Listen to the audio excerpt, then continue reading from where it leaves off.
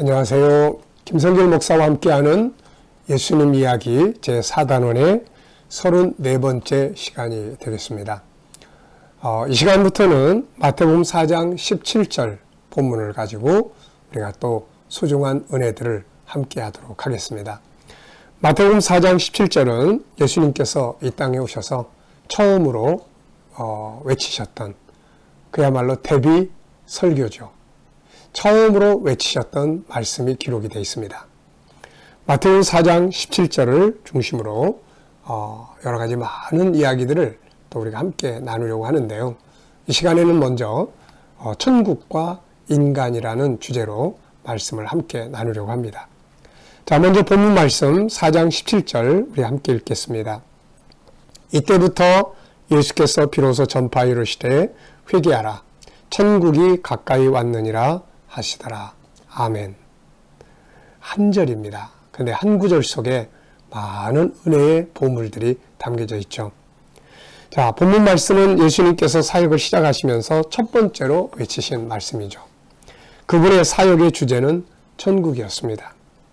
마귀는 앞에서 살펴본 것처럼 세상 나라의 것들을 가지고 유혹을 했는데 예수님은 하늘의 것을 외치기 시작을 하신 것이죠. 한 구절이지만 본문은 그러나 그 안에 우리가 연구해야 될 많은 보물들이 담겨져 있습니다. 그 중에서 이 시간에 다루게 될 내용은 인간과 천국이죠. 예수님은 왜 처음으로 증거하신 말씀의 주제를 천국으로 삼으셨을까요?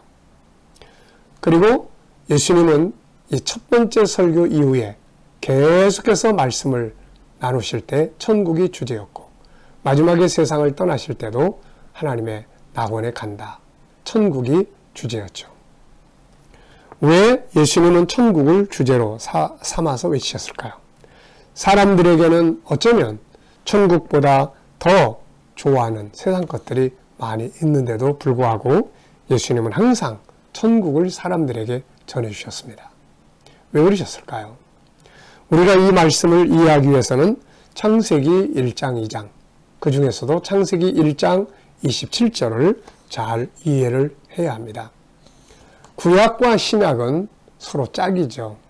신약을 잘 이해하려면 구약을 이해해야 합니다. 예수님이 세상에 오셔서 전하신 이 말씀을 잘 이해하려면 왜 인간에게 천국이 필요한지 이것을 먼저 이해를 해야 되는데 그 이해할 수 있는 말씀이 바로 창세기 1장 27절이에요. 이것을 이해하면 모든 것을 이해할 수가 있습니다. 예수님이 오셔서 천국을 증거하실 때도 창세기 1장 27절을 이해하면 공감이 될 뿐만 아니라 맞아, 그래, 그게 진짜 나한테 필요한 거야. 이걸 알 수가 있게 되는 거죠. 그러나 이것을 모르면 지금 우선 당장 먹을 게 필요한데 예수님은 왜 저렇게 천국만 이야기하실까? 이런 생각을 가질 수가 있는 거죠. 현실은 눈앞에 있고 천국은 멀게 느껴지기 때문이죠. 자, 창세기 1장 27절은 무엇입니까? 이제 우리가 창세기 1장 27절 저 멀리 예수님의 천국 복음에서 멀리 창세기 1장 27절로 가보도록 하겠습니다. 자, 한번 읽어보죠. 창세기 1장 27절을 보면 하나님이 자기 형상 곧 하나님의 형상대로 사람을 창조하시되 남자와 여자를 창조하시고 이렇게 기록이 되어 있죠. 하나님이 사람을 만들 때 그냥 흙에서 뚝딱 만들고 다른 물건들, 다른 만물처럼 있으라 해서 있는 존재가 아니었어요. 하나님의 형상대로 창조하셨다 이렇게 말씀하고 있죠. 그렇다면 하나님의 형상이라는 것은 무엇일까요? 요한복음 4장 24절을 보면 예수님은 하나님을 소개하실 때 이렇게 소개했어요. 하나님은 영이시다. 하나님은 영이시다. 네. 그렇다면 인간이 하나님의 형상대로 지음받았다는 말은 우리도 하나님처럼 영적인 존재로 만들어졌다는 것이죠. 그래서 인간의 영 혹은 영혼이라고 부르는 실체가 만들어진 것이죠. 물론 창세기 2장 7절을 보면 하나님은 흙으로 사람을 지으셨다고 하셨습니다. 흙은 육체죠. 육체 안에 하나님을 닮은 영 혹은 영혼을 담아주신 것이죠. 그래서 사람의 실체는 영이며 육체는 그의 집과 같은 것이죠. 사람은 어떻게 보면 흙으로 만든 집, 육체라고 부르는 집 안에 하나님을 닮은 실체가 살고 있는 것이죠. 그래서 베드로 사도로는 베드로후서 1장 13절로 14절에서 육체를 자기의 장막이라고 표현을 합니다. 그래서 나도 이제 내 이 장막을 벗어날 시간이 가까이 왔다. 이렇게 이야기를 하는 거죠. 시편 130편 5절을 보면 나 곧 내 영혼이라는 표현을 씁니다. 세상의 심리학이나 교육학이나 의학이나 모든 것은 다 종교나 자기를 찾으려고 하는 거죠. 그래서 자기를 찾아서 자기답게 살게 하려고 하는 것, 이것이 바로 세상의 철학이고 또 심리학이고 교육학이고 다 이런 학문들이죠. 그런데 세상은 자기 실체를 모릅니다. 보지 못했으니까 모르는 거죠. 얼마나 이게 참 어떻게 보면 우스운 이야기예요. 내 안에 내가 사는데도 내가 나를 모르고 사는 거죠. 그런데 성경은 이것을 밝혀주시고 있어요. 왜? 창조주의 말씀이니까요. 그래서 성경이 밝혀준 나의 실체는 육체가 아니라 영혼입니다. 영혼이 바로 나의 실체예요. 그렇다면 영혼, 영이라는 것은 어떤 존재일까요? 영이 우리들의 실체라면 그 안에는 하나님의 속성들이 들어 있습니다. 하나님의 속성이라는 것은 하나님만이 가지고 계시는 특성들이죠. 이것을 우리는 쉽게 이해하기 위해서 성품이라고 이야기를 합니다. 하나님을 닮은 영혼 속에는 하나님의 성품들이 들어 있습니다. 이 성품을 가지고 세상을 다스리게 하신 것이죠. 자, 그래서 우리 KDM에서는 이 지세문이라는 프로그램을 통해서 우리 안에 들어있는 하나님의 성품을 공부하고 연구하고 발전시키게 하는 것이죠. 우리가 보통 본능이라는 말을 씁니다. 본능이라는 말은 하나님이 내 안에 담아주신 내 영혼 속에 들어있는 하나님의 성품들을 가리켜서 본성, 본능이라고 이야기를 하죠.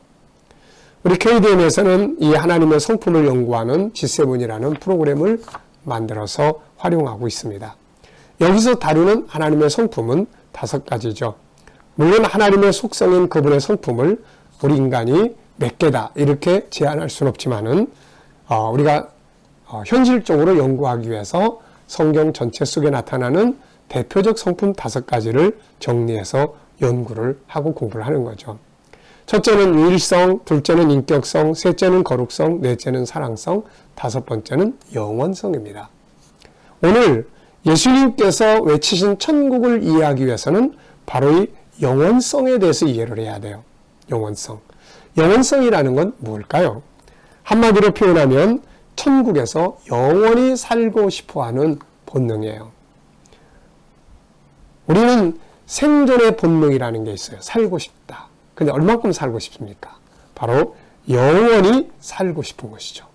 그래서 어느 누구나 다 죽는 거 싫어하고 영원히 살고 싶은 본능을 다 가지고 있는 것입니다.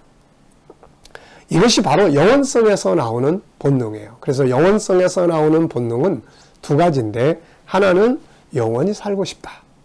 또 하나는 그렇다면 어느 곳에서 영원히 살고 싶은가요? 이렇게 코로나 같은 것이 막 득실득실한 곳에서 영원히 살려고 그러면 얼마나 이게 피곤한 일입니까? 네, 난 그런 데 안 갈 거야. 그래서 영원히 살고 싶은데 어디서 살고 싶으냐? 가장 좋은 곳에서 살고 싶은 본능을 가지고 있죠. 이 가장 좋은 곳이 어디입니까? 그게 바로 천국이에요. 가장 아름다운 곳, 그래서 그 나라를 낙원이라고도 부르는 것이죠. 이 본능 때문에 사람들은 현실에 만족하지 못하고 계속해서 새로운 변화를 추구하고 새로운 것을 찾아다니고 있는 것이죠. 인간에게는 누구나 다 이 본능이 있습니다. 천국, 가장 좋은 곳에서 죽지 않고 영원히 살고 싶어하는 이 본능. 이게 바로 하나님이 가지신 하나님의 속성이며 이것을 우리에게 주신 것이죠. 그래서 전도서 3장 11절에 보면 하나님이 사람에게 영원을 사모하는 마음을 주셨다라고 말씀하고 있습니다. 그러므로 인간은 오늘도 내일도 사실 알고 보면 가장 좋은 곳, 가장 오래오래 살고 싶은, 장수하고 싶은, 알고 보면 천국을 찾아가고 있는 거죠. 인간은 이 본능을 절대로 버릴 수가 없습니다. 인간은 그곳에서 살도록 창조되었기 때문이죠. 이런 사람을 하나님은 처음에 어디서 살게 하셨나요? 바로 에덴 동산입니다. 그래서 창세기 2장은 에덴 동산에서 사는 인간의 모습을 보여줘요. 에덴 동산은 어떤 곳인가요? 천국의 첫 번째 모형의 장소죠. 모델하우스입니다. 인간은 그곳에서 천국을 경험하며 살았죠. 하나님과 함께 사는 삶, 아름다운 환경, 사랑의 질서, 생명나무 등 천국에서 누릴 수 있는 삶을 그곳에서 미리 다 누리면서 살기 시작했던 거죠. 그러다 인간이 죄를 짓고 천국의 첫 번째 모형이었던 에덴 동산에서 쫓겨납니다. 그 좋은 곳에서 쫓겨났어요. 이때부터 인간은 잃어버린 에덴을 찾기 시작을 하는 것이죠. 인간적인 방법으로 에덴에서 떠난, 천국에서 떠난 인간, 그러면서도 본능 속에 있는 그 나라를 인간은 잊을 수가 없는 거죠. 이걸 찾기 시작합니다. 더 좋은 곳 없어. 여기밖에 없어. 이보다 더 나은 곳이 없어. 안 죽고 사는 방법 없어. 계속 찾고 있는 거죠.